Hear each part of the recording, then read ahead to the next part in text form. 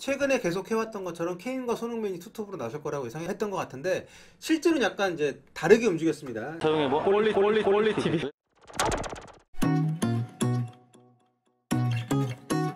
네, 토트넘 핫스퍼가 사우스햄튼을 홈으로 불러들여 치른 프리미어리그 7라운드 경기에서 힘겹게 승리를 했습니다. 2대1 승리를 가져가는데요.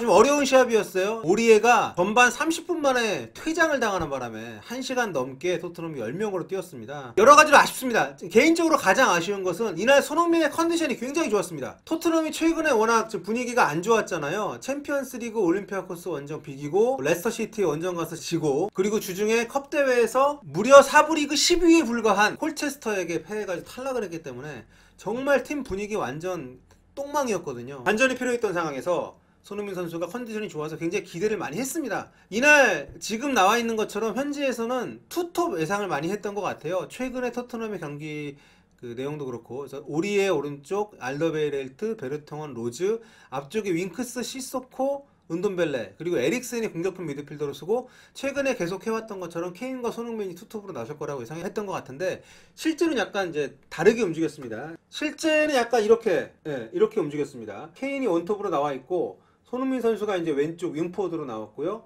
중앙에 에릭센, 오른쪽에 약간 좀 뜻밖의 시소코가 나왔습니다. 라멜라를 벤치로 내렸고 델레알리도 컨디션이 안 좋기 때문에 이날 벤치를 좀 뺐거든요. 투미들로 윙크스하고 이제 은돈벨레가 나왔는데 이 두 선수도 사실 좀 다르게 움직였습니다. 은돈벨레가 조금 더 앞쪽으로 이동을 했다면 윙크스가 좀 더 수비적인 역할을 많이 맡으면서 약간 이런 조화를 이뤄서 나름대로 고민을 많이 한 그런 흔적이 역력한 그런 멤버 구성이었습니다. 사우스햄튼을 보시면은 좀 3백이잖아요. 그래서 오른쪽 풀백 워드프라우스, 왼쪽 풀백 버트랜드, 이 두 선수가 공격적으로 오버래핑 가담이 아주 위력적인 선수이기 때문에 이 선수들을 제압하는 게 필요했습니다. 그렇기 때문에 위에 현지 언론에서 예상했던 것 같은 이런 다이아몬드형으로 나왔다면 측면이 많이 뚫릴 수밖에 없거든요. 그렇기 때문에 이 시소코를 윙어로 배치했다는 것 자체가 수비적인 부분에서 많이 신경을 썼다는 거죠. 이게 잘 먹혔어요. 특히 오늘 손흥민 선수 컨디션이 정말 좋았기 때문에 사우스햄튼의 오른쪽 풀백, 윙백인 워드프라우스가 거의 뭐 공격 가담을 못했습니다. 포체티노 감독이 최근에 좋지 않은 분위기를 완전히 뒤집을 수 있는 그런 전술적인 답을 내놓고 경기를 시작했는데 결과적으로 이게 그렇게 맘대로 풀리지만은 않았죠. 첫 골은 좀 적절한 시점에 나왔습니다. 손흥민 선수가 왼쪽을 완전히 상대를 선멸해 들어가면서 은돈벨레 선수의 골을 만들어 줬고요. 그런데 그 뒤에 오리에 퇴장 당하고 데닝스에게 요리스 골키퍼의 말도 안 되는 실책으로 인해서 실점을 하면서 굉장히 좀 분위기가 안 좋았습니다. 10명이 뛰면서 굉장히 수비적으로 내려앉았던 토트넘인데 손흥민 선수가 역습 상황에서 굉장히 빠른 스피드로 상대 수비 공간을 완전 치고 들어갔고요. 에릭슨을 거쳐서 해리케인의 골로 연결이 되면서 역전 다시 앞서 나가는데 성공을 했습니다. 그 뒤로 뭐 후반전은 완전히 잠그는 그런 상황으로 갈 수밖에 없었죠. 10명이 뛰어야 됐었기 때문에. 하지만 사우스햄튼이 사실 여기서 강팀과 약팀의 차이는 여긴 것 같습니다. 후반전에 한동안 토트넘이 슈팅 뭐 거의 없이 갈 정도로 일방적인 수세 속에 토트넘을 몰아놓고 사우스햄튼이 몰아붙였음에도 불구하고 결국 골을 하나도 못 뽑아냈어요. 물론 요리스 골키퍼의 대단한 선방들이 있었죠. 유시다 마야의 헤딩 슈팅 걷어낸 장면이나 워드프라우스 프리킥 막아낸 장면이나 전반전에 자기가 싼 똥을 후반전에 완전하게 치웠던 요리스 골키퍼의 활약이 돋보였기 때문에 하여튼 이런 것들이 잘 어우러지면서 토트넘이 힘겹게 승점을 지켜낼 수 있었습니다.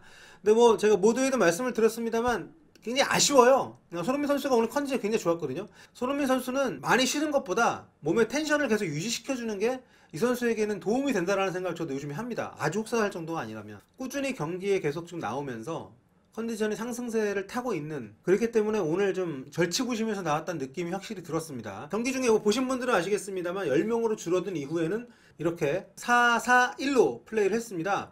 시소코가 오른쪽 수비수로 내려왔고요. 손흥민 선수도 아예 왼쪽 미드필더로 내려와서 사실상 수비 가담을 굉장히 많이 해줬습니다. 데니로즈가 수비 범위가 그렇게 넓지 않고 수비를 깔끔하게 하는 스타일이 아니기 때문에 손흥민 선수가 수비를 굉장히 많이 도와줬는데요. 경기 중에 보면은 박스 안에까지 내려와서 뭐 상대의 볼을 뺏어낼 정도로 아주 적극적으로 수비 가담 많이 해줬습니다. 뭐 다음 주중에 또 챔피언스리그 경기로 이어져야 되기 때문에 포체티노 감독이 생각보다는 일찍 빼긴 했습니다만은 뛰는 동안 굉장히 기여도가 높았고요.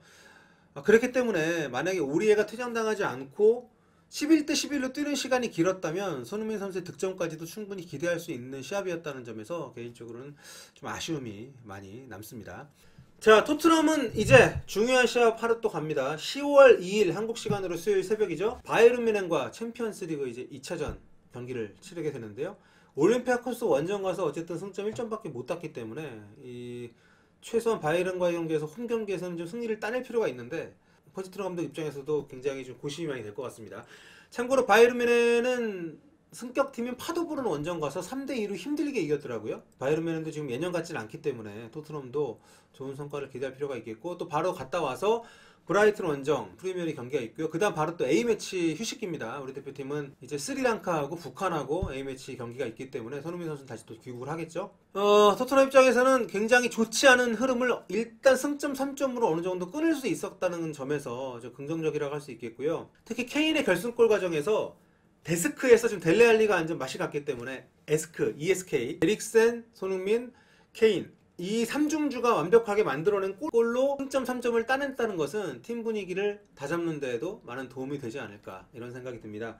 그리고 무엇보다 요리스가 출산휴가 갔다 왔잖아요. 그리고 주중 컵대회도 쉬었고 그렇게 돌아와서 삽질을 했기 때문에 만약에 이게 커버가 안 되고 마무리가 됐다면 팀 분위기 굉장히 안 좋을 수가 있었는데 다행히 후반전에 정말 골에 가까운 슈팅을 2개나 막아줬다는 것, 토트넘 입장에서는 여러 가지로 긍정적인 요소를 많이 안고 마무리를 하게 된 그런 경기였던 것 같습니다. 확실히 토트넘 풀백이 좀 너무 엉망이어서 이거는 올 시즌 내내 좀 발목을 잡을 것 같아요. 제가 경기 중에 몇 번 말씀드렸습니다만 오늘 임시방편으로 풀백으로 뛰었던 시소코 선수를 정말 차라리 오른쪽 풀백으로 내리는 게 어떨까 싶을 정도로 오리에 좀 문제가 많고, 그렇다고 다빈슨 산체스 답이 아니고 왼쪽 로즈도 지금 만만치 않은 상황에서 로즈야 뭐 세선형이 돌아오면 한번 테스트를 해볼 수 있는데 풀백 문제는 토트넘이 올 시즌 내내 안고 가야 할 그런 천형이 아닌가 그런 생각을 하게 됐습니다. 토트넘이 손흥민 선수의 1.5도움으로 승리를 했다는 말씀을 전해드리면서 마무리하도록 하겠습니다. 여러분 재밌게 보셨다면 구독 버튼 눌러주시고요. 저희 요즘 서영욱의 볼리TV 채널 영상 많이 올리고 있으니까 많이 조회해 주셨으면 좋겠습니다. 여러분